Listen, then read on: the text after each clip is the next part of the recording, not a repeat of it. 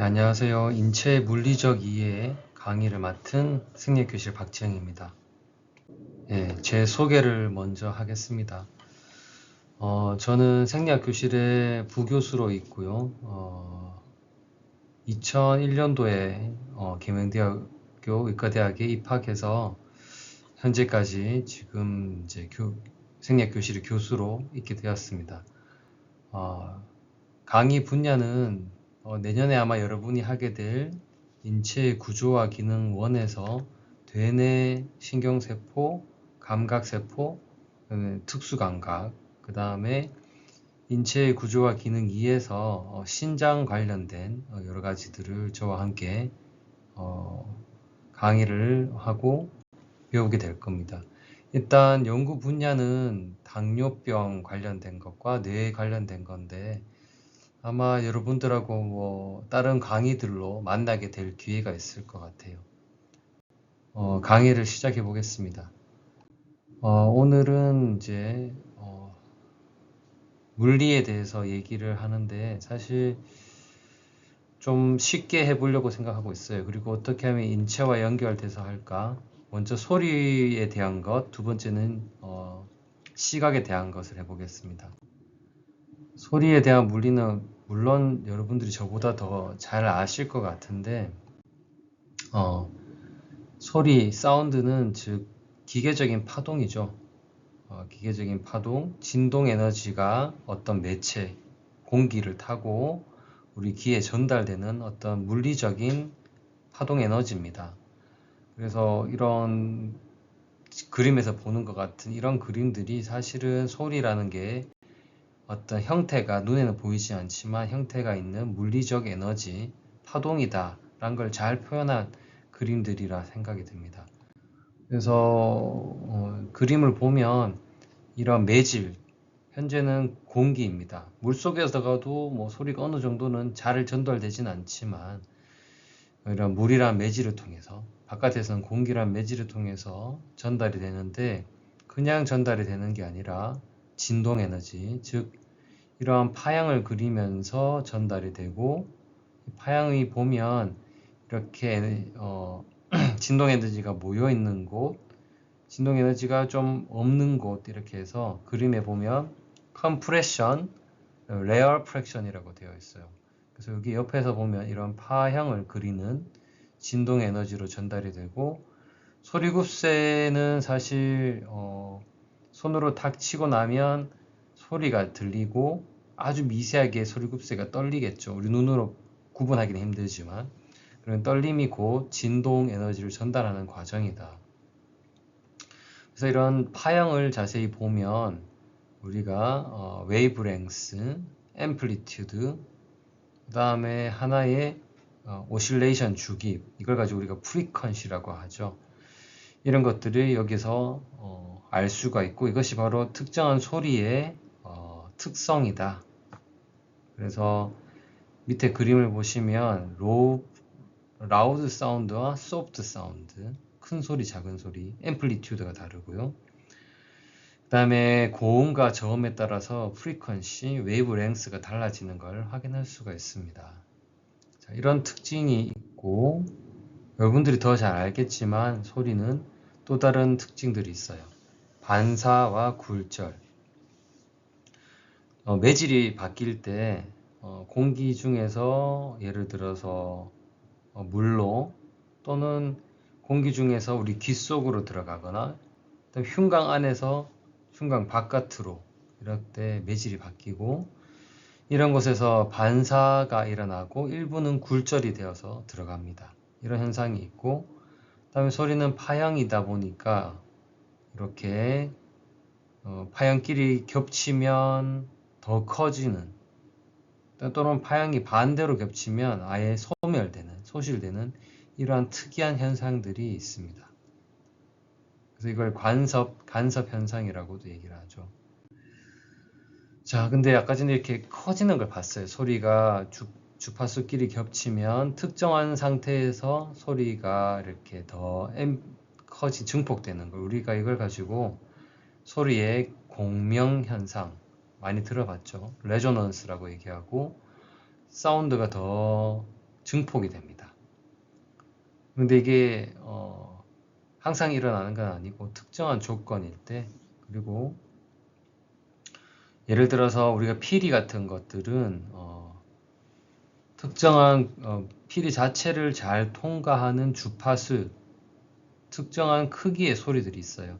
파형으로 치면 특정한 파형인 것들만 통과를 할 수가 있고요. 우리 귀도 하나의 피리관처럼 초반부에 생겼는데 여기를 통과할 수 있는 파형의 크기가 정해져 있어서 우리가 소리를 들을 수 있는 주파수 영역대가 정해져 있죠.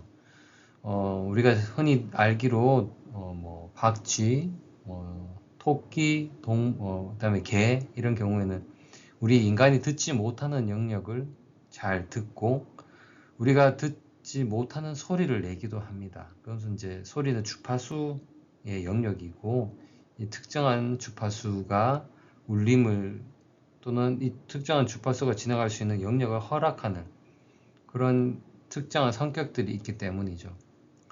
그래서 예를 들면 피리를 통해서는 아주 두꺼운 소리는 내지 못하고 그 다음에 우리 귀를 통해서 들을 수 있는 영역대가 정해져 있는데 이것이 하나의 저항입니다. 예를 들어서 외부의 공기 중에 엄청난 큰 파형의 주파수 형태의 소리가 지나가는데 얘가 어디든 들어갈 수가 있는 게 아니에요. 그래서 이걸 다른 말로 특정한 저항이라고 하죠. 저항이 있는 곳에 특정한 주파수의 소리가 들어갈 수가 있게 되는 겁니다. 저항이 낮으면 어디든지 들어갈 거고 또는 물이면 관의 형태는 아니지만 저항이 높죠. 그러면 소리가 대부분 반사되고 일부만 굴절돼서 들어가게 됩니다. 이런 저항을 다른 말로 임피던스라고 얘기를 합니다.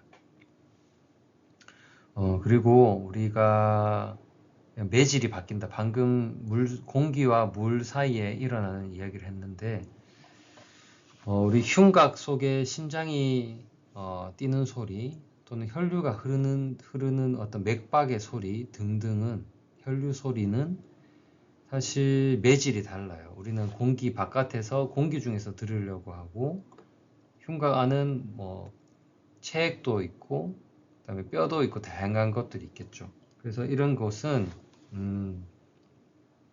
각각이 뛰는 특성이 다르고 잘 지나갈 수 있는 주파수 소리의 주파수도 다를 거고요. 그래서 저항이 다를 겁니다. 공기는 저항이 없어서 잘 지나가고 물은 저항이 좀 있어서 잘 못 지나가겠죠. 그래서 이런 걸 저항의 차이, 다른 말로 임피던스 미스매치라고 얘기를 합니다.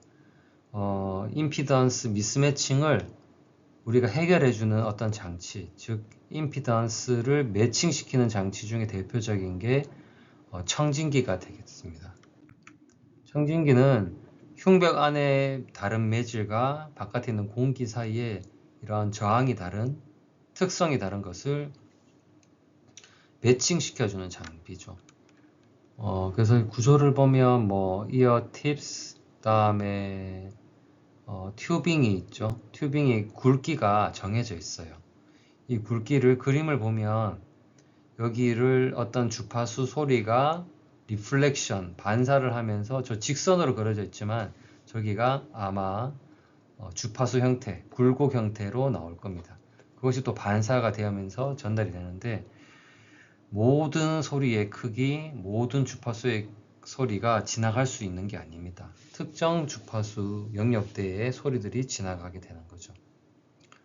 그래서 튜빙의 굵기도 중요하고요. 그 다음에 마지막에 보면 벨 다이아프람이 있는데 저기가 소리를 모으는 곳이죠. 다이아프람과 벨은 앞면과 뒷면으로 통상적으로 되어 있는데 다이아프람이 좀 더 넓죠. 그래서 하이 피치 사운드나 그리고 하트나 렁, 업도멘 사이, 배 속에 나는 소리를 듣게 돼 있고 벨은 크기가 작습니다. 그래서 로우 피치 사운드, 블러드 베슬에서 나는 혈관에서 나는 소리 등 또는 소아의 경우에는 이게 전반적으로 더 크기가 작아요. 소아과 선생님들이 목에 메고 다니는 이 청진기는 다이아프람 벨의 사이즈가 훨씬 적고 그래서 더 작은 심장 소리나 이런 것들 듣게 됩니다. 들을 수 있게 됩니다. 하트 사운드나 머머라고 하는데 정상적인 하트 사운드 우리가 많이 들어봤죠. 머머는 심잡음이라고 얘기합니다. 이런 걸 구글이나 유튜브에서 쉽게 찾을 수 있으니까 한번 들어보시면 좋겠고 요 용어가 있죠. 청진기는 스테토스코프라고 얘기를 합니다. 스테토스코프 한번 들어보시면 좋을 것 같고요. 자, 그래서 소리가 우리 귀에 전달되는 과정을 간략하게 한번 알아보면서 어떤 특징들도 함께 알아봤으면 좋겠습니다. 귀 이개라고 되어 있는데 오리클은 청진기의 아까 전에 다이아프람과 같은 역할을 해서 소리를 모아줍니다. 그리고 이 소리가 웨이도를 통해서 이제 전달되는데 웨이도는 마치 피리 또는 청진기의 관처럼 특정한 굵기와 길이를 가지고 있어요. 그래서 특정한 소리만 여길 지나가서 공명이 일어나게 되는 거죠. 공명이 일어나는 소리들이 잘 증폭돼야 우리 귀에 들리는 거예요. 증폭이 잘 안 되면 소리가 잘 안 들립니다. 대부분 반사가 일어날 거예요. 자, 그 다음에는 고막이라는 게 있죠. 고막은 팀파닉 멤브레인이라고 하는데 이제 공기 진동이 이 팀파닉 멤브레인 고막을 때립니다. 그러면 마치 북이 울리는 것처럼 고막이 흔들리게 되고 그 고막에는 연결되어 있는 뼈가 있어요. 뼈가 추골, 침골, 등골, 말레우스, 인쿠스, 스타페스 이 세 가지 뼈가 서로 연결이 되어 있습니다. 그래서 마지막에 이 스타페스라는 뼈가 움직이게 되는데 우리가 드럼 칠 때 발로 밟는 북이 있죠? 그것의 반대입니다. 드럼 페달을 밟으면 북을 이제 두드리고 북의 면이 흔들리잖아요. 이거는 고막이라는 어떤 북의 면이 흔들리고 반대로 거기에 연결되어 있는 발판이 마지막에 흔들리는 구조입니다. 그래서 소리 진동이 웨이도를 지나면서 증폭이 되고 그것이 고막을 흔들게 하고 고막에 연결된 이 뼈들이 막 움직이면서 마지막에 등골이 움직이는데 이 등골 스타패스는 약간 계란처럼 생긴 오발 쉐입이에요. 난원형인데 이것이 이 마지막에 보이는 달팽이 모양, 달팽이 관이라고 하는 이 안에 물이 차 있습니다. 물이 차 있는데 물이 차 있는 부분을 탁탁 두드리게 되죠. 두드리면 물이 흔들리겠죠. 물이 흔들리면서 또 소리가 다른 형태로 전달되면서 증폭이 됩니다. 증폭이 되는데 그 안쪽에 이 달팽이관 안쪽에는 와우 신경이라는 코클리아 너브가 연결된 와우가 있어요. 그 안에서 소리 세포들이 이것을 자극으로 받아들이는데 그 이외의 구조들도 한번 볼까요? 달팽이관 위쪽에 보면 세반고리관이 있습니다. 이거는 XY 지축으로 되어 있는 우리 몸의 평형 감각을 다루는 것이고요. 아래쪽에 보면 중이강이 있어요. 중이강은 미들 이어 캐비티인데 여기는 코하고 연결되어 있는 코하고 인두 쪽으로 연결되어 있는 이관 유스타키안 튜브가 있습니다. 자, 다음은 소리 실험에 대한 이제 가상 체험을 할 수 있는 사이트거든요. 이 사이트에 들어가 보시면 이런 걸 찾아볼 수가 있는데 첫 번째 방금 우리가 했던 해부학적인 리뷰를 할 수 있도록 퀴즈 형태로 그림에서 맞출 수 있는 게 되어 있어요. 재밌게 해볼 수가 있고 소리 센시티비티 나이 들에 따라서 어떻게 변하는지 시끄러운 환경에서 어떻게 변하는지에 대한 재밌는 것들이 있어요. 먼저 소리 센시티비티는 아마 여러분들이 여기서 테스트를 해볼 수가 있습니다. 이름을 넣고 각청 영역대별로 소리를 테스트 해볼 수가 있어서 한번 재미삼아 해볼 수가 있는 거고요. 그 다음에 이것도 눈으로 볼 수 있도록 이렇게 되어 있어요. 소리도 예를 들면 이제 남자와 여자의 나이 들음에 따라서 가청 영역대에 잘 듣는 정도가 어떻게 되는지인데, 위에는 남자고 밑에는 여자입니다. 딱 남녀만 봐도 대략적으로 가청 영역이 많이 떨어지게 되는 게 나이가 남자가 더 여자보다 더 많이 떨어지죠. 75세가 됐을 때는 엄청난 감소가 있어요. 특히 프리퀀시가 아주 높은 하이 프리퀀시 소리들을 잘 못 듣게 됩니다. 그리고 여성은 그에 비해서 좀 덜 떨어지죠. 그리고 남자들 소리가 이렇게 떨어지는 걸 보면 감소가 45세쯤 되면 이제 좀 시작이 확연하게 시작이 되고, 그 다음에 45세를 넘어서게 되면 이제는 프리퀀시가 이렇게 1000 정도 되는 것도 쭉쭉 떨어지게 됩니다. 정상보다. 그래서 이 소리를 듣는 영역에서는 아무래도 남자들이 여자보다 좀 더 전 세계적으로 평균적으로 봤을 때 좀 소리 듣는 센시티비티가 많이 떨어진다. 그런 걸 알 수가 있고요. 다음을 또 옆에 보면 이제 소음이 있는 환경에 대한 것도 시뮬레이션 할 수 있도록 되어 있거든요. 들어가 보면 일반적인 오피스에 비해서 공장에서 일할 경우에, 그다음에 농장, 시끄러운 농장, 그다음에 광산 확 떨어지고 기간에 따라서 이렇게 크게 변합니다. 자, 그래서 앞에 거 이런 시뮬레이션을 보면 나이가 들음에 따라서 하이 프리퀀시, 즉 고음, 하이 피치 소리들을 좀 더 잘 못 듣게 되고, 마찬가지로 이건 노화와 상관없이 물리적인 어떤 소음 상황에 노출이 되면 이 역시도 하이 피치, 하이 프리퀀시 소리부터 잘 못 듣게 되거든요. 그래서 이게 왜 이렇게 되느냐? 사실 청각세포는 재생이 잘 안 돼요.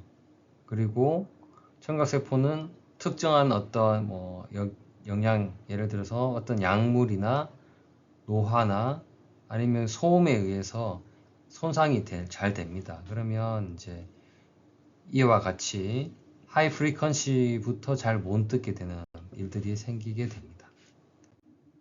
자, 재미삼아 한번 들어가서 보시면 좋을 것 같고, 우리는 청력 범위가 이렇게 20에서 2만까지인데 평균적으로 잘 듣는 건 200에서 4000Hz 정도의 소리를 잘 듣게 되고, 나이가 들수록 이런 하이 피치, 하이 프리퀀시부터 소리를 잃어버리니까 이제 20에서 10,000 또는 200에서 2000Hz 정도를 평균적으로 듣는, 이렇게 바뀌게 됩니다. 그래서 고음 소리를, 이렇게 하이 피치를 잘 못 듣는 거죠. 그래서 이런 거에 대해서 좀 더 뒤에 한번 더 얘기해 보도록 하고, 자, 고막을 실제로 보면 이렇게 생겼어요. 아주 투명한 막이 흔들리는데 그 막에 이렇게 보면 연결된 부위, 약간 색깔이 다르죠. 이 부위가 밑에 그림을 보면 이렇게 뼈가 붙어 있는 부위가 나옵니다. 그걸 옆에서 보면 이렇게 추골, 침골, 등골 이렇게 해서 스타페스까지 있는데 두 가지의 원리가 들어 있습니다. 이게 도르래의 원리라고 하는데, 이런 뭔가 추골, 침골의 이 1.3, 1.0 이런 비율도 있고요. 그다음에 고막이 크기가 20에서 마지막에 이 난원창의 크기는 1입니다. 그래서 이 큰 에너지가 한 군데로 모이고 또 지렛대의 원리로 더 증폭이 되는 거죠. 그래서 웨이도에서는 공명현상으로 증폭이 되고, 고막에 와서는 이런 크기의 차이와 지렛대 원리로 또 증폭이 됩니다. 증폭을 시키고, 그 다음에 이렇게 뇌로 오게 되면 뇌에는 안에 물이 이렇게 흐르고 있어요. 림프액인데 이걸 보고 우리가 페리림프라고 합니다. 림프액이 흐르는 외강과 내강이 있어요. 근데 특히 이 중간에 있는 강 안에 노란색의 이런 청신경이 연결되어 있고, 청신경이 마지막에 끝에 이렇게 되어 있는 걸 그림으로 보면 여기에 어떤 판이 있는데 판 위에 세포들이 있습니다. 이거를 다시 좀 이따가 보게 될 텐데요. 고막이 흔들리고 뼈들이 움직여서 난원창이 페리림프를 두드리게 되면 안에 림프액이 이제 요동을 치겠죠. 요동을 치고 이것에 간접적으로 엔도림프액들도 요동을 치게 됩니다. 요동을 치게 되면서 이 안쪽에 텍토리얼 멤브레인이라는 판이 있어요. 이 판이 흔들리게 되는데 아주 물이 작게 흔들거릴 겁니다. 근데 파도처럼 흔들리니까 증폭이 되겠죠. 처음엔 작은 흔들림이 점점 커지는 증폭의 과정을 가질 건데요. 이 뇌림프액은 작은 흔들림에도 반응을 해야 되기 때문에 쉽게 뭔가 세포의 활동 전압이 형성돼야 됩니다. 그래서 세포 내액처럼 칼륨 이온이 높고 나트륨 이온 농도가 낮아서 이렇게 세포 막 전압이 좀 더 어떤 스레시홀드 가깝게 올라가 있어요. 그래서 자그마한 자극에도 쉽게 스레시홀드를 넘을 수 있도록 이렇게 되어 있습니다. 자, 말이 좀 어려운데 아무튼 그런 게 있다. 그리고 자, 그래서 안에 있는 막을 보시면 막이 이렇게 아래 위로 움직입니다. 아래 위로 움직이면 이 기저막이 움직임에 따라서 그 끝에 있는 여기 검은색의 세포들이 있죠. 이 세포들이 검은색이 헤어처럼 털처럼 되어 있어요. 헤어셀이라고 얘기하는데 이 털들이 왼쪽 오른쪽으로 흔들리게 됩니다. 물 속에 있으니까 림프 X 안에 있거든요. 그래서 이게 흔들리게 되는데 좀 쉽게 설명하면 기저막이 아래 위로 움직임에 따라서 헤어셀들이 왼쪽 오른쪽 움직이는데 한쪽이 전기 신호를 끄는 거라고 합시다. 끄면 0, 반대쪽이 1, 그러면 0, 1, 전기가 온, 오프가 계속 반복이 되는데 이것이 마치 전기적 신호 01, 001 뭐 이런 것처럼 또는 뭐에 비유할 수 있을까요? 뭐 모스부호 같은 그런 어떤 것 신호를 만들어내는 거죠. 그래서 그런 전기적인 신호가 켜지고 꺼지고 이런 신호들이 이제 청신경, 베스티뷸럴 너브 또는 이렇게 평형 감각까지 합쳐서 베스티뷸러 코클리아 너브를 타고 뇌로 전달이 되게 됩니다. 신경이 이제 전기라고 칩시다. 전기가 흐르게 되는데 이 전기가 어디로 다른 말로 활동 전압, 액션 포텐셜이죠. 이 전기적인 액션 포텐셜이 이러한 경로를 타고 쭉 지나가서 중간에 살라무스라는 곳을 지나요. 살라무스는 나중에 배우겠지만 버스 통합 정류소 또는 전화선들이 한 곳에 모이는 뭐 전화국 같은 곳입니다. 그래서 이것을 여기 한번 모았다가 정리해서 뇌의 특정 부위로 또 연결을 시켜줍니다. 여기 보면 템포랄 러브 측면에 있는 콜텍스인데요. 뇌의 겉질인데 겉질에 이런 소리의 해석을 담당하는 영역이 있어요. 여기를 Primary Auditory Cortex라고 하는데 이곳으로 연결을 시켜줍니다. 그러면 우리가 들었던 소리의 전기적인 자극이 여기까지 이제 전달이 되는 거죠. 청각을 담당하는 중추를 이렇게 옆에서 보면 템포랄 로브라고 하는데 이 측두엽에 보라색으로 보이는 이 부분 프라이머리, 그 다음에 어소시에이션 영역 이렇게 해서 두 보조 영역까지 해서 소리를 듣게 되고 각각의 또 기능이 정해져 있습니다. 이런 영역들을 브로드만이라는 의사가 이렇게 번호로 해서 영역을 나눠 뒀어요. 대략 41, 42 또는 22번 영역에 걸쳐서 우리 소리를 듣고 해석할 수 있는 영역들이 있습니다. 자, 그런데 헤어셀이 선천적으로 없거나 헤어셀이 어떤 약물 복용으로 다 파괴가 되었거나 또는 바이러스 감염으로 파괴가 된 경우에 소리를 들을 수가 없겠죠. 이럴 때는 코클리어 임플란트라는 걸 하게 되는데요. 외부의 소리를 듣는 이런 마이크 역할을 그리고 이걸 받아서 정기적인 자극을 바꾸는 리시버와 스티뮬레이터. 그 다음에 여기서 전기가 발생한 것이 전선을 타고 뼈를 지나서 중이도로 간 다음에 이 달팽이 관 안으로 전선이 말려 들어갑니다. 그림을 보면 오른쪽 그림 보면 그렇게 돼 있죠. 그렇게 해서 마지막에 이 헤어셀을 움직이지 못하니까 헤어셀은 이미 다 없다고 치고 그 끝에 연결되어 있는 청신경, 어디어터리 너브가 여기까지 헤어셀 근처까지 와 있으니까 여기에 정기적인 자극을 전해줍니다. 그래서 어떤 사람이 듣는 것과 똑같은 어떤 정기적인 소리 자극을 만들어내지는 못하겠지만 유사하게 이렇게 들을 수 있도록 만들어주고, 그러면 요거는 코클리어 임플란트는 어른은 좀 효과 보기가 힘들고 이런 아기들은 이것에 의해서 소리를 학습을 하기 때문에 이것으로 어느 정도 들을 수 있다고 생각을 하는 겁니다. 자, 과제입니다.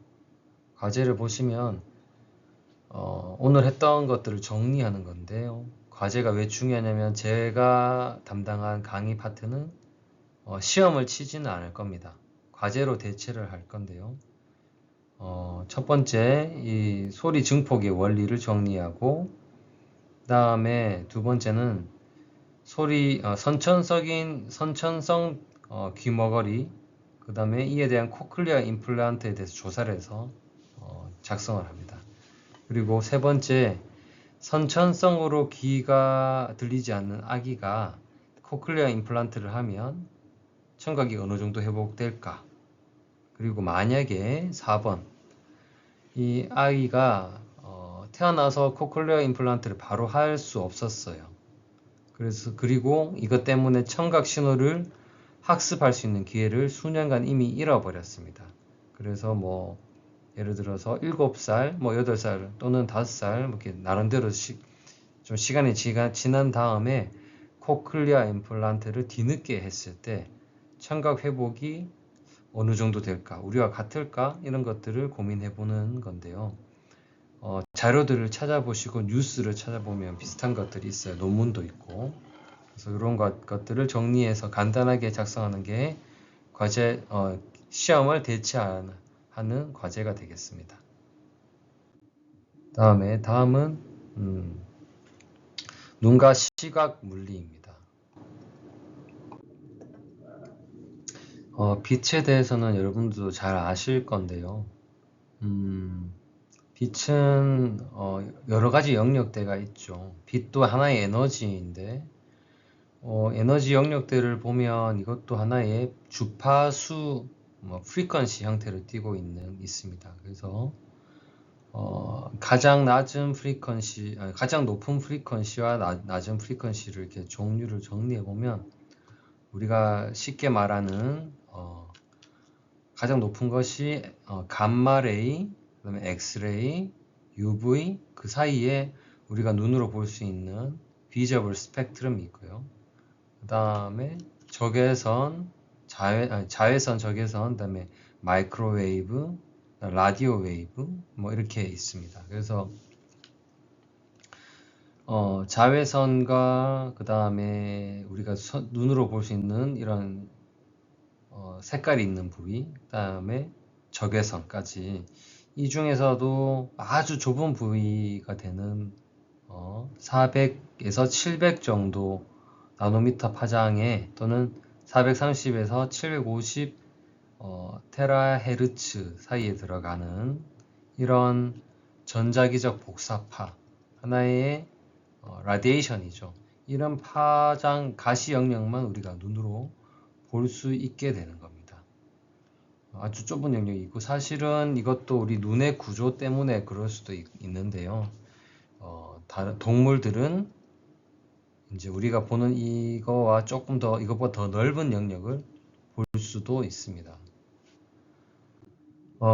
그래서 우리 눈에 어떤 한계가 있는 건데, 마치 소리에서도 우리가 받아들일 수 있는 그 구조적인 문제로 소리도 특정 주파수만 들을 수 있는 것처럼 눈도 마찬가지입니다. 왼쪽 그림은 일단 기본적인 우리가 눈을 보는 구조인데, 빛이 들어오면 매질이 바뀌죠. 공기에서 이제 안쪽에 액체도 있고 여러 구조물들이 있는데요. 그래서 여기서 계속 굴절과 반사가 일어납니다. 굴절과 반사가, 굴절이 일어나는 것들은 보이죠. 반사도 일어날 겁니다. 그래서 이것을 한 곳으로 모아서 초점을 한 군데 모으게 되는데, 이것이 정확하게 망막, 시각세포에 있는 망막에 초점이 잘 잡혀야 우리가 볼 수 있게 되는 거고요. 앞쪽에는 오른쪽 그림을 보시면 각막이 있고, 각막 안에 이렇게 물이 차 있습니다. 전방수라고 하고요. 전방수를 지나고 나면 우리 눈 안에 색깔을 결정해주는 이런 홍채 근육들이 있어요. 파란 눈, 갈색 눈, 검은색 눈. 근데 그 홍채가 없는 부위가 우리가 안쪽에 푸필이라고 하는 동공이 됩니다. 동공은 모든 빛을 다 이론적으로 모든 빛이 아니고 우리가 보는 이 가시 영역의 빛들을 다 빨아들이니까 검은색이죠. 검은색이고 이 안에 렌즈가 있습니다. 렌즈는 볼록 렌즈인데 이 양 끝에 인대와 근육이 연결되어 있어서 렌즈의 두께를 조정을 합니다. 두께 조정은 이제 거리에 따라서 조정을 해서 앞서 말한 대로 뒤쪽에 있는 망막에 잘 상이 포커스가 잡히도록 해주는 거죠. 너무 앞쪽에 잡히거나 뒤쪽에 잡히면 근시나 원시가 되게 되고, 오른쪽 밑에 있는 그림은 이제 매질이 바뀌는 거. 공기 중에서 물속으로 또는 우리 눈 안쪽으로 들어오게 되면 이렇게 대부분 반사가 됩니다. 대부분 반사가 되고 나머지 일부가 저렇게 굴절을 해서 들어오게 됩니다. 눈의 구조는 아주 복잡해서 이걸 지금 공부할 필요는 없는데요. 안쪽에 각막이라는 게 있어요. 각막은 코니아라고 부르고요. 그 다음에 이 코니아 바깥쪽에 결막이라는 게 있는데 이건 하나의 피부 상피 세포 같은 겁니다. 왼쪽 그림에 보시면 결막이 있는데 이제 초록색 부위 초록색, 그 다음에 노란색 이런데 컨정티바라고 결막이라고 되어 있죠. 그 다음에 파란색은 각막이라고 되어 있습니다. 근데 어떻든 이건 상피세포들이기 때문에 서로 비비게 되면 손상이 일어나고 심하면 염증도 일어날 수가 있겠죠. 그 다음에 오른쪽 그림 보시면 이제 앞쪽에 각막을 지나고 나면 안테리어 챔버라고 합니다. 챔버, 방인데 여기에 액체가 차 있어요. 액큐어스 휴머가 있고 수정체가 있고, 수정체 앞에 근육, 홍채 근육 뒤쪽에 수정체 길이를 조절할 수 있는 인대와 근육이 있고요.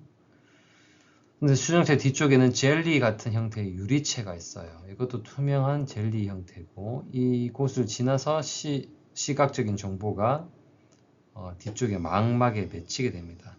근데 망막에서도 보면 중심 부위가 있는데 여기에 시각세포들이 가장 많아요. 여기에 맺혀야 우리가 잘 볼 수가 있습니다.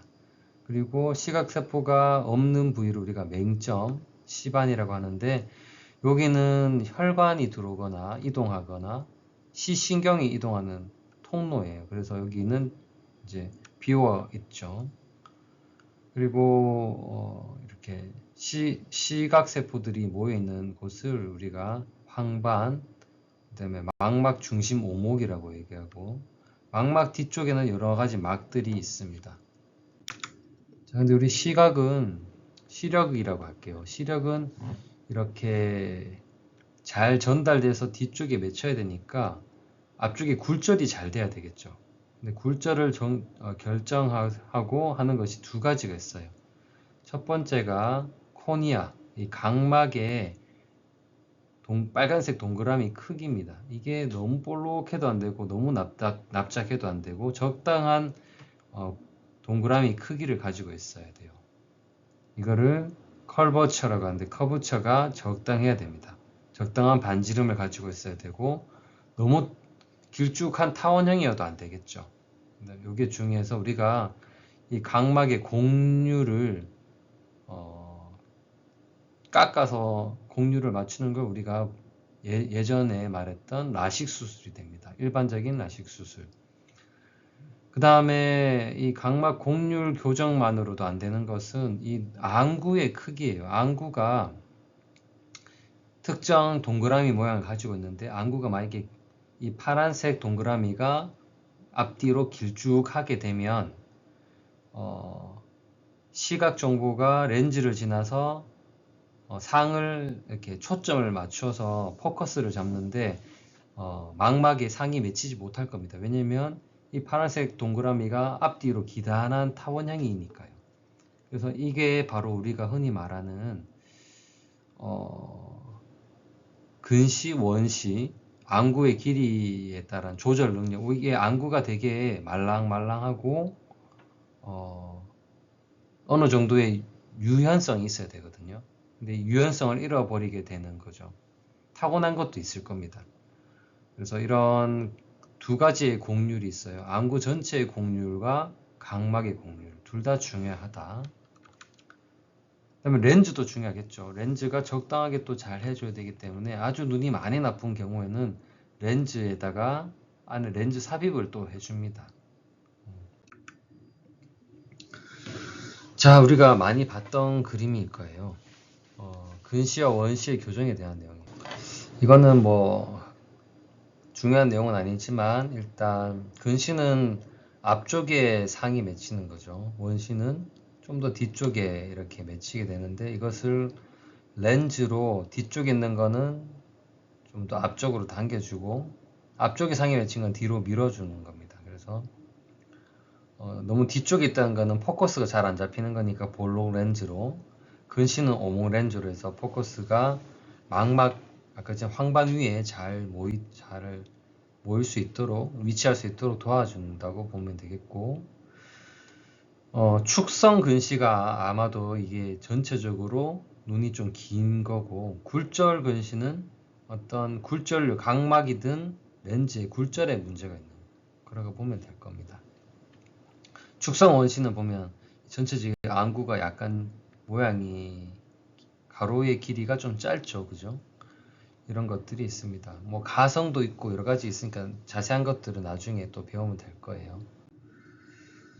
자, 번외로 녹내장이라는 게 있는데, 녹내장은 글라우코마, 이게 약간 녹색으로 변하는 것처럼 보이는데 이게 안압이 올라간다고 흔히 알고 있죠. 이것은 앞서 그림에서 다시 돌아가서 보면 눈 앞쪽에는 물이 차 있습니다. 방수가 있는데 이 방수가 계속 만들어지고 어느 통로로 이게 배출이 되거든요. 그런데 이게 이제 평형이 잘 맞아야 앞쪽에 눈에 압력이 일정할 건데, 이게 배출이 안 되거나 너무 많이 만들어지거나 등등으로 압력이 올라가는 거예요. 그러면 앞쪽에 압력이 올라가니까 렌즈부터 해서 뒤쪽을 다 누르게 됩니다. 이렇게 다 누르게 되면 뒤쪽에 망막이 있는 구조물들이 다 압력을 받겠죠. 그러면서 옵틱 너브 데미지, 즉 시각세포들이 압력으로 물리적으로 꽉 눌리는 거죠. 누르고 세포들이 죽어나갑니다. 그래서 이거는 퍼머넌트 데미지가 와요. 되돌릴 수가 없는 거죠. 그래서 녹내장은 이 안과에서는 응급 상황으로 생각하시면 됩니다.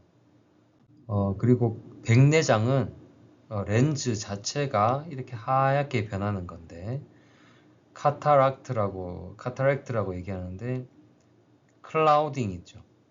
렌즈는 하나의 단백질이에요. 고기 덩어리예요. 단백질 덩어리인데 우리가 고기를 굽게 되면 고기 색깔이 붉은색에서 갈색, 검은색으로 변합니다. 즉 단백질의 변성이 일어나는 거죠. 단백질의 변성은 우리 눈에 있는 렌즈도 단백질이니까 이 단백질 변성이 눈에서도 나타날 수가 있습니다. 모든 빛이 렌즈를 통과하니까 예를 들어서 UV 데미지 받으면 이렇게 되겠죠. 단백질이 조금씩 천천히 변하게 됩니다. 그래서 단백질이 마치 고기 구운 것처럼 이렇게 혼탁해지는 걸 우리가 클라우딩, 하드닝, 뭔가 원래 렌즈는 아주 유연하게 말랑말랑해서 크기가 움직여야 됩니다. 근데 얘가 이제 딱 고정이 되는 거죠. 이거는 나이가 들면 자연적으로 일어나는 일이라서 모두가 다 약간의 클라우딩은 가지고 있을 수 있어요. 나이가 들면. 다 수술을 해야 되는 건 아닙니다. UV 데미지 또는 감염, 당뇨의 경우에 쉽게 이렇게 클라우딩이 생기고 선천적으로는 원인 불명이거나 유전성 태내 감염으로 생길 수가 있습니다. 근데 이 경우는 렌즈를 치환해주면 되겠죠. 렌즈를 인공 렌즈로 바꾸면 되는데 단점, 인공 렌즈는 이렇게 상황에 따라서 렌즈가 모양이 변하기는 좀 어렵습니다. 그래서 예전의 시력을 되찾기는 조금 어렵고 단지 불투명한 걸 투명하게 만들어 줄 수 있다. 네, 이 부분은 이 사이트에서도 비전에 대한 실험을 또 가상으로 진행할 수가 있는데요. 들어가 보시면 이제 해부학적인 구조도 리뷰하고 퀴즈를 볼 수 있고 여러 가지가 있어요. 어코모데이션, 뭐 시력 측정, 예를 들어서 백내장일 때는 어떻게 보이는지, 녹내장일 때는 어떻게 시야가 좁아지는지 등등 테스트한 재밌는 것들이 있으니까 한번 이것저것 해보시면 좋을 것 같습니다. 예를 들어서 어코모데이션이라고 하면 우리가 근거리를 얼마나 볼 수 있게 가깝게 포토 디스턴스를 조절하는 건데 나이에 따라서 많이 차이가 나거든요. 그래서 가깝게 갔을 때는 대부분 이렇게 불투명하게 보이는데 포토 디스턴스를 쭉 뒤로 몰면 아주 잘 보이고요. 나이에 따라서 다 다르게 나옵니다. 그래서 요거를 한번 나이에 맞춰서 해보면 60대가 되면 오히려 어떻게 되는 더 못 보죠. 이런 것들 한번 재밌게 조절해보는 실습을 해보면 좋을 것 같습니다. 자, 앞서 얘기했듯이 렌즈는 이렇게 보면 인대에 연결이 되어 있어요. 그다음에 인대는 이렇게 서스펜소리 리가먼트라는 인대가 있고 그 뒤쪽에 근육이 있습니다. 실리어리 머슬이라는 게 있는데요. 렌즈가 때에 따라서는 이렇게 늘어나야 될 때 이 실리어리 머슬 또는 실리어리 바디는 이완이 됩니다. 그리고 이 인대는 이렇게 아주 팽팽하게 당겨지고요. 반대로 렌즈가 이렇게 더 볼록해지기 위해서는 인대는 이렇게 헐렁해지고 머슬은 실리어리 머슬, 실리어리 바디는 이렇게 컨트랙션을 해야 됩니다. 이렇게 해야 렌즈의 볼록한 정도를 조정해서 가까운 거, 먼 거를 잘 초점을 맞춰서 볼 수가 있겠죠. 그 다음에 두 번째 또 렌즈 크기뿐만 아니라 우리가 동공이라고 하는 이 중간에 푸필 검은색 부위도 조절을 하는데요. 이것은 빛의 양을 조절하는 겁니다. 빛의 양이 조절되면 초점이 더 잘 맞아지는 거예요. 상이 더 선명한 상황을 보기 위해서 빛의 양을 일정하게 조절하는 건데 너무 밝아도 우리가 눈부셔서 못 보죠. 너무 어두워도 잘 못 봅니다. 그래서 최대한 적정한 빛의 양이 통과하도록 이 상황에 따라서 동공의 크기를 조절하는 건데요. 어두우면 더 열고 너무 밝으면 좀 작게 만드는 거죠. 근데 여기에는 근육들이 서큘러, 스트레이트 두 가지가 있어요. 나중에 배울 겁니다. 그리고 이런 것들은 가깝게 볼 때와 멀리 볼 때 두 개 다르게 작용하고 주로 교감신경과 부교감신경이 다 있습니다만 부교감신경이 이런 조절에 중요하다. 수정체뿐만 아니라 이런 홍채의 조절에 중요해서 우리가 안과에 가면 아트로핀이라는 부교감신경 차단제를 눈에 한 방울 떨어뜨리면 동공이 홍채가 이제 수축하지 못하고 앞서 그림처럼 동공이 확 열립니다. 동공이 열리면 뭘 볼 수 있느냐? 다음 그림을 볼게요. 이 안저를 볼 수가 있게 됩니다. 안저에 이런 왼쪽의 그림처럼 혈관이나 황반이나 시신경을 보고 싶으면 이 동공을 열어야 보겠죠. 동공을 열고 이제 현미경으로 보게 되는 겁니다.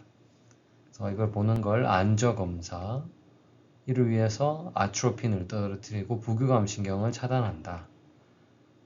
옵살모스콥을 이용하는 겁니다. 이런 개념으로 안에 이런 걸 보면 황반이 만약에 부종이 있거나 황반 변성이 있으면 여기에 시각세포가 많다고 했죠. 그래서 뭔가 위기가 위험한 거고요.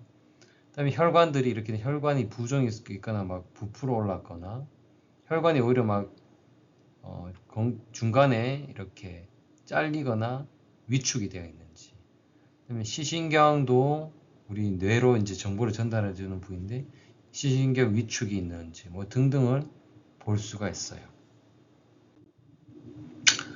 그다음에 시각 정보는 이렇게 전달이 됩니다. 근데 시각 정보가 전달되는 거를 우리가 테스트를 해볼 수 있어요. 영화에 보면 이런 거 많이 나오죠. 불빛을 비추는데요. 이걸 푸필러리 리스판스라고 하는데 어떻게 보는 거냐면 불을 비추면 이렇게 주황색 신호를 타고 전기적 신호가 가는데 중간에서 크로스가 일어나고 양측으로 들어가고 양측으로 들어간 것도 사실 한쪽만 연결되는 것이 아니라 중간에 파란색, 보라색 보이는 부위 여기가 주요 부위를 우리가 에딩거 웨스트팔 뉴클레우스라고 합니다. 뉴클레우스라는 말이 뭐냐면 신경세포의 셀 바디가 많이 모여 있는 부위라고 보면 됩니다. 이 부위에서 이제 정보를 왼쪽 오른쪽으로 공유를 해서 파란색은 이게 모터예요. 그러니까 움직임을 관여하는 부위입니다. 파란색이 양쪽으로 정보가 전달돼서 실리아리 강글리아라고 하는데 여기가 이제 시냅스가 있는 부위인데 어쨌든 실리아 머슬 홍채 렌즈의 반응을 조절하는 실리아 머슬 쪽으로 가는 신경인데 여기에 양쪽 왼쪽 오른쪽 다 자극을 주게 되죠. 또는 이 실리아리 강글리아를 통해서 홍채의 크기도 조절을 하게 됩니다. 앞서 그림에서 니얼, 디스턴스 두 가지 같이 있었죠. 그래서 렌즈의 크기뿐만 아니라 홍채의 크기도 조절을 하는데 예를 들어서 빛을 오른쪽 눈에만 비췄는데 양측 다 동공이 이제 수축을 하게 될 겁니다. 그런데 만약에 특정 부위에 손상이 있으면 이게 한쪽만 일어나거나 입력이 안 되면 양쪽 다 안 일어날 수도 있고요. 이제 주황색 가는 이 부위 중에 어딘가 손상이 있을 거란 걸 예측할 수가 있겠죠. 또는 한쪽만 반응이 온다면 오큘라 모터 파란색으로 된 부위 중에 어딘가 문제가 있다 알 수 있고, 또는 이 에딩거 웨스트팔이라는 양측 분배에 어딘가 문제가 있다면 어떨까, 이런 것들을 간단한 이런 빛 반사만으로도 알 수가 있는 거예요. 그래서 뇌출혈이 있는데 어느 쪽에 있을까, 또는 시각 어딘가 손상을 뇌를 받았는데 어느 쪽에 손상이 있는가를 알 수가 있는 간단한 검사가 되겠습니다. 그다음에 시야도 있어요. 시야 검사를 하는데 이것도 담당 영역이 있습니다. 이렇게 안쪽에 있는 영역들은 주로 오른쪽과 왼쪽의 바깥 영역, 안구의 바깥쪽에 있는 영역들은 중앙에 있는 영역들을 담당하는데, 시야 검사를 하면 이걸 또 어느 영역에 지금 손상이 있는지를 예측할 수가 있습니다. 그래서 뭐 CT나 MRI 찍지 않고도 간단한 검사만으로도 뇌의 어느 영역에 지금 손상이 있는지를 알 수가 있죠.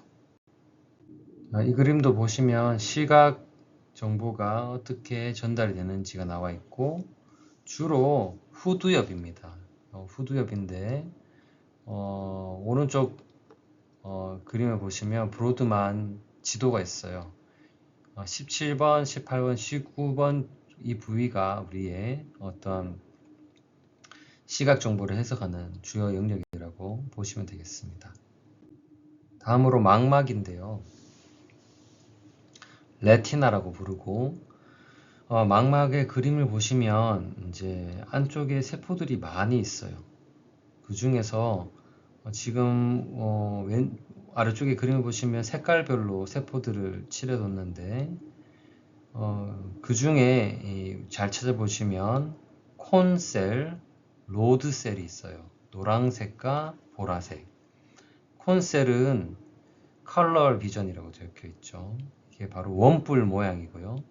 노란색은 로드셀인데 얘는 모노크로마틱 비전이니까 흑백을 얻어가는 시각세포입니다.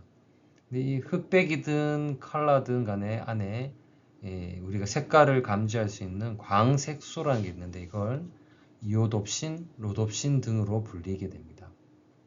그리고 이 세포들 말고도 뒤쪽에 여러 세포들이 있죠. 빨간색, 주황색, 파란색 세포들이 있는데 이런 세포들은 이름들이 있는데요. 얘들이 주로 하는 일을 간략하게 얘기한다면 증폭시키기도 하고 또는 컨트라스트를 조절하기도 하고 우리 포토샵에서 뭐 색상 조절해봤죠. 그런 거 영역들이 얘들이 담당하는 것들입니다. 그리고 면역 역할을 하는 것도 있고 그렇게 해서 마지막에 여기 보시면 이제 강글리온 셀을 지나서 옵틱 너브로 가게 됩니다. 옵틱 너브는 아래쪽 그림 중에 왼쪽 편에 보면 이렇게 실처럼 되어 있죠. 여기가 강글리온 셀에서 쫙 모여서 옵틱 너브로 가는 걸 표현하고 있습니다. 망막에 있는 시각세포는 좀 더 자세히 보면 이 흑백을 보는 세포는 빛에 1000배 민감해요. 그래서 빛이 좀 없는 어두운 곳에서 주로 시각 정보를 전달하고요. 컬러를 보는 이 콘셀, 원뿔셀은 색상을 담당하고 아주 선명하게 우리 선명도를 높여서 보는데 빛이 어느 정도 있어야지만 잘 작동을 합니다. 그리고 미토콘드리가 많이 있어요. 그래서 에너지를 써서 이런 시각 정보를 처리한다. 그리고 아까 콘셀은 보면 망막 중심 오목 또는 황반이 있는 곳에 이렇게 모여 있으니까 우리가 시각이 초점이 잘 모이는 그 영역에 이 칼라 세포들이 많이 모여 있어서 낮에 선명한 상을 우리가 보게 되고요. 밤이 되면 어둡죠. 어두우면 이 원뿔 세포들은 잘 작동을 못해요. 그리고 반면에 초점이 맺히는 황반 또는 망막 중심 오목 주변에 막대 세포들이 많습니다. 그래서 밤에 보는 어두운 곳에서 보는 어떤 시각 정보는 좀 흐릿하게 보이는 겁니다.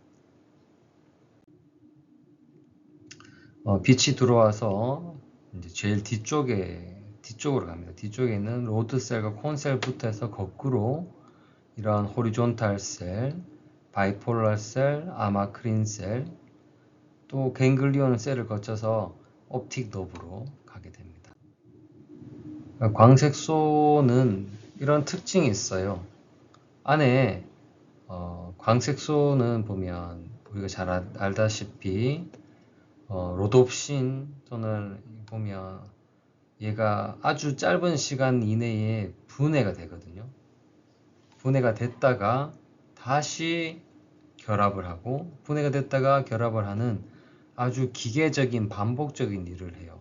그래서 이거의 장점은 아주 짧은 시간 이내에 떨어졌다가 붙었다가 떨어졌다가 붙었다가 하니까 사실 감도가 떨어지지 않고 일정한 정보를 만들어낸다는 재활용해서 그냥 붙였다 뗐다고만 하니까 감도가 떨어지지 않고 일정한 정보를 보낼 수 있다는 것이고 시각은 계속 들어오잖아요. 그래서 얘들은 원래는 우리 대부분의 세포들은 탈분극이 될 때 디폴라리제이션이 될 때 흥분이 되고 근육이 수축이 되거나 어떤 물질들을 신경 전달 물질을 분비해서 활성화가 되는데요. 시각은 항상 우리가 정보가 들어오기 때문에 평소 상태가 오히려 탈분극이고 그다음에 반대로 에너지 정보가 탁 들어오면 이게 이제 탈분극의 반대로 가는 거죠. 이렇게 됩니다. 그래서 조금 다르다는 정도만 아시면 될 것 같고요. 광색소는 보면 피코세컨드 만에 로놉신이 이렇게 분해가 되고 합성이 다시 붙는 데는 조금 더 분단위 정도의 시간이 걸립니다. 그리고 근데 이렇게 떨어졌다가 붙였다 하는 것들이 아주 증폭이 되도록 되어 있어요. 증폭 반응이 일어나면서 이제 대부분 반사되는 것들이 작은 신호만으로도 이렇게 증폭돼서 우리가 잘 볼 수 있게 되는 거고, 빠른 시간 이내에 이렇게 분해가 된다. 다시 재활용한다. 근데 이게 뭐냐면 옵토제네틱스는 아까 광색소가 떨어졌다 붙었다는 것이 일정하게 일어나죠. 퇴색되거나 분해되지 않고 그냥 붙였다가 떨어졌다가 하면서 계속적인 일정한 신호를 만들어냅니다. 그런데 이런 걸 착안해서 유전학과 붙여서 어떤 기술을 만든 게 이게 옵토제네틱스인데요. 이것은 목적은 신경세포의 활성을 조절하겠다는 거예요. 어떻게 조절하냐면 인간이 갖고 있는 이런 광색소 말고 어떤 해조류가 갖고 있는 광색소가 있어요. 그걸 채널 로놉신이라고 하는데, 우리는 로놉신이라는 이 광색소가 단순히 떨어졌다 붙었다 하잖아요. 근데 이런 해조류들은 이런 광색소가 하나의 채널 형태로 있어서 빛의 자극에 의해서 채널 문이 열렸다가 닫혔다가 합니다. 우리는 로놉신이 떨어졌다가 분해됐다가 다시 결합을 하는 형태고, 얘는 문이 열렸다가 닫혔다나 하는 형태로 해서 빛에 민감하게 일정하게 일을 하게 됩니다. 그래서 빛으로 채널을 열고 닫으면 이제 세포의 활성이 바뀔 수 있어요. 예를 들면 탈분극, 그다음에 액션 포텐셜 이런 것들이 생겨날 수 있거든요. 그래서 이렇게 해서 세포의 활성을 조절해 보겠다는 게 옵토제네틱스가 됩니다. 이걸 이제 고안한 사람이 이제 칼 다이스로스라는 스탠포드 대학의 교수인데요. 벌써 오래됐습니다. 10년 전에 이런 채널 로놉신 기술을 만들고 특정 세포에 전달을 하는 건데요. 보시면 이 채널 로놉신이라는 것들을 만들어서 바이러스로 뇌 주위에 전달하는데, 근데 모든 세포에 다 전달하는 건 아니고 특정 세포를 타겟해서 바이러스로 전달을 하게 되면 특정 세포의 막에 채널 로놉신이라는 이 광색소 채널이 발현이 되게 됩니다. 그런 다음에 빛을 쏘면 강제적으로 빛에 의해서 그 채널이 열리면서 세포의 활성이 변화가 되게 되는 거죠. 그렇게 되면 어떤 일이 일어나냐면, 쥐 실험은 우리가 찾아보면 앞서 제가 링크를 달아놨죠. 그걸 찾아보면 쥐가 먹는 거에 관련된 식욕세포에 저런 걸 전달하면 빛이 있고 없고에 따라서 쥐가 갑자기 잘 있다가 갑자기 음식을 먹고 빛이 꺼지면 음식 먹는 걸 멈춥니다. 또는 움직임에 관련된 세포에다가 채널 로놉신을 전달하면 빛이 딱 주어지면 갑자기 막 움직이고 빛이 꺼지면 움직임을 멈춥니다. 그래서 이런 빛의 반응에 따라서 세포의 활성을 조절할 수 있게 되면 뇌의 여러 가지 명령뿐만 아니라 질병도 조절할 수가 있겠다. 많은 연구들이 현재 되고 있습니다. 다음은 과제입니다. 첫 번째는 원뿔세포의 광색소의 종류, 그리고 다양한 색상 표현에 대해서 한번 조사를 하고요. 그 다음에 두 번째는 어두운 곳에서 주로 시각 정보를 전달하는 막대세포는 왜 약간 푸른빛의 흐릿한 정보를 제공할까? 왜 푸른빛이 날까? 이런 걸 조사해 보고요.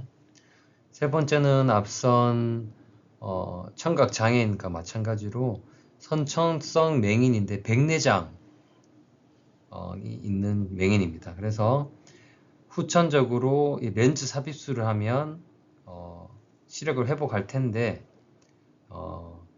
뉴스를 찾아보면 많은 일례들이 있어요. 인도의 어떤 아이인데 이 백내장이 선천적으로 있어서 원래 봉사였는데 좀 세월이 지나서 늦게 한 10살쯤에 렌즈를 삽입한 겁니다.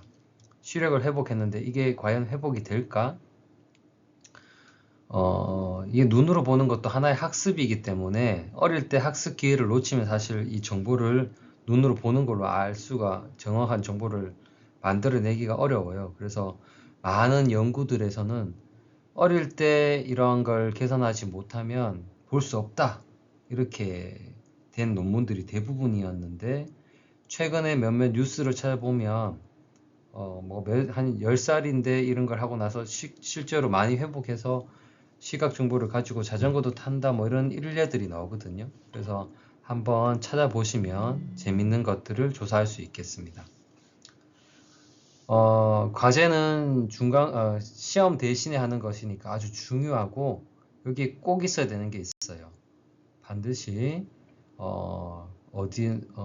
참고 문헌, 참고 레퍼런스를 꼭 기입하시기 바랍니다. 자, 시험이 없으니까 과제를 잘 하시고 과제는 LMS 업로드로 제출할 겁니다. 과제는 많이 쓰는 게 중요한 게 아니고 질이 중요하고 참고 문헌, 그림, 설명, 본인이 왜 이걸 근거로 삼았는지 본인의 의견 등 이런 것들이 중요합니다. 그 과제 점수는 현재 학생들이 많이 없기 때문에 이 신청 없이 그냥 그대로 진행할 겁니다. 그래서 이건 감안해서 과제를 해주시면 좋겠습니다. 오늘 강의는 여기서 마치겠습니다. 수고하셨습니다.